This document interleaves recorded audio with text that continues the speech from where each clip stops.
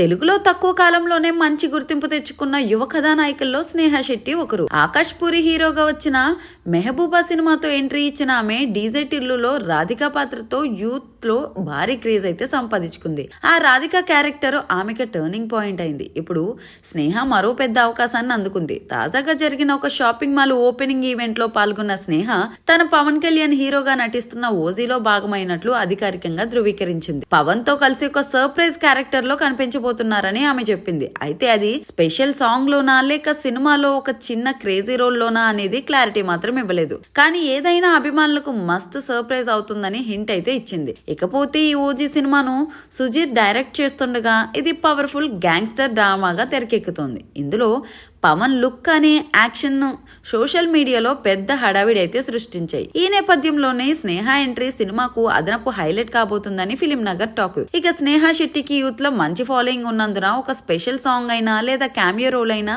ఆమె presence ఓజీకి glamour edge అయితే చేయబోతుంది. ఇక దీనికి ఉదాహరణగా పూర్వం పవన్ నటించిన పంచాలోని వెయ్యరా చెవేరా సాంగ్ యూత్ ను ఎంతగానో ఆకట్టుకుంది. అదే తరహా క్రేజ్ ఇప్పుడు నేహా సాంగ్ కి కూడా వచ్చే అవకాశం ఉందని టాక్. మరి ఈ చిత్రం సెప్టెంబర్ 25న అయితే గ్రాండ్ గా రిలీజ్ కాబోతుంది.